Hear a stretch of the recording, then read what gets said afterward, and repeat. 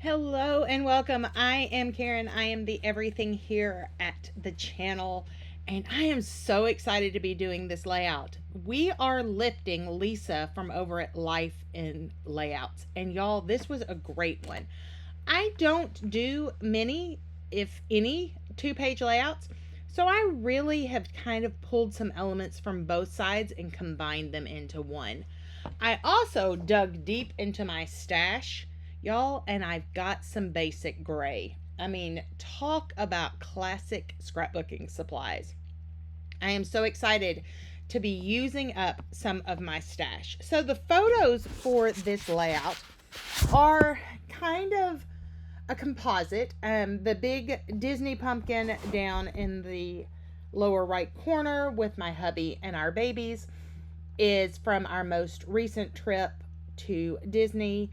Then the photo of us with the doggos, and I'm in the picture that's above that one is, oh goodness, probably from one of our trips this summer.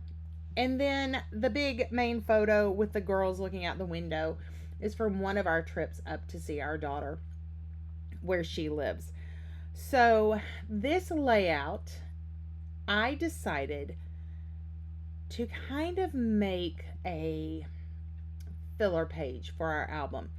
This one is a unique story for me, and that story is finding the blessing in something that I didn't know that I needed, and quite frankly would have told you that I didn't want.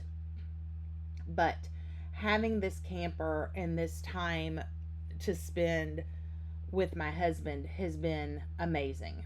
And so the layout's going to end up being called Home Sweet Camper, and the journaling is going to talk about how this has been the biggest gift.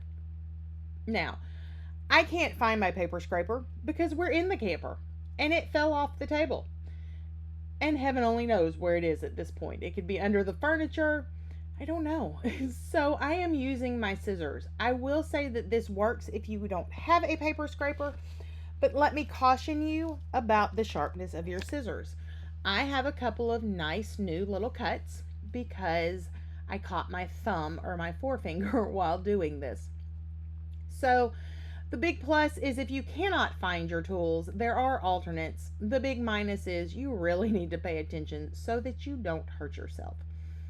So one of the things that I really liked from this original layout was the idea of the scallops across the top and bottom, and then this patterned paper selection that she had where she had large dots and then a smaller birthday themed paper.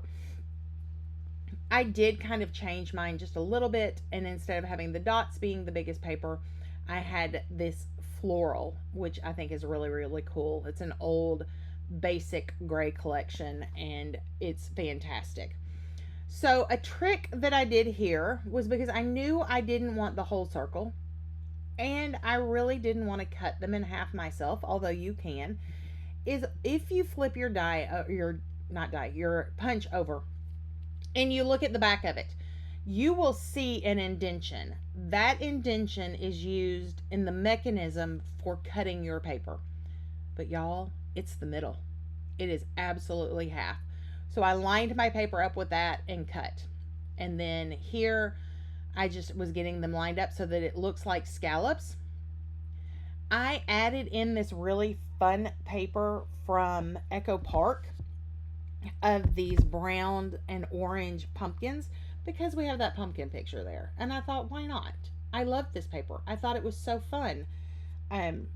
It's not your typical, in your face orange Halloween. And so I was like, this works with my color scheme. And why not? We'll just add that little bit of whimsy there with these cute little jack-o'-lanterns.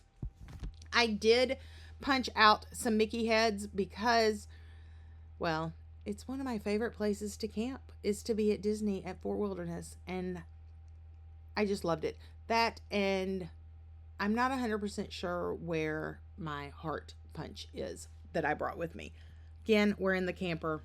It means that there's some issues and some things that possibly I can't find. So, it is what it is. But I do like how this looks together. So here I have pretty much built my page. I am adding in those adorable little Mickeys. Now here is a tip. A lot of times I will use a post-it note to extend my paper. But in this case, I didn't have a post-it note.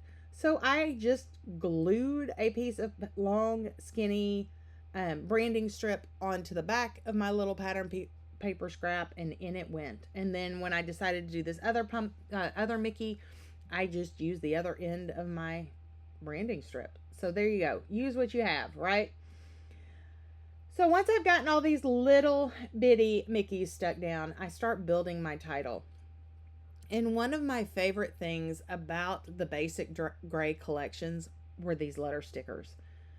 Y'all, oh, if some company out there would figure out what font this is and make these, I would be such a happy camper.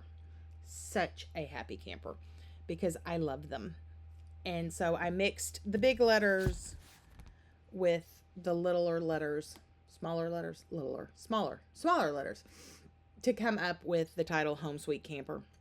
I did notice as I was building this that because the purple and the orange really are colors used in the background of my paper, that they do kind of recede into the background.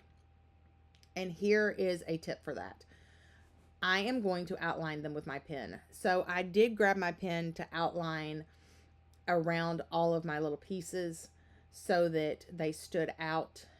Just adds some dimension. Even though I had scraped the edges, I just wanted a little something extra. I could have inked them before I stuck them down, but you know, hey, decided this time we'd use a pen. And so when I get up here to the top portion of the layout, I am going to take this pen and I am going to outline these letters. I will tell you, go slow if you decide to do this. It is a great technique. You will love how it adds that shadow to your letters, but you want to go slow and you want to make sure that your pen is touching the letter. There are a few places where the pen goes off the sticker, and I'm totally okay with that. I want to take a second to thank you for being here. Make sure you check out the team down below and everyone's scrap lift. Until we're together next time, my friends, go make some memories. Bye-bye.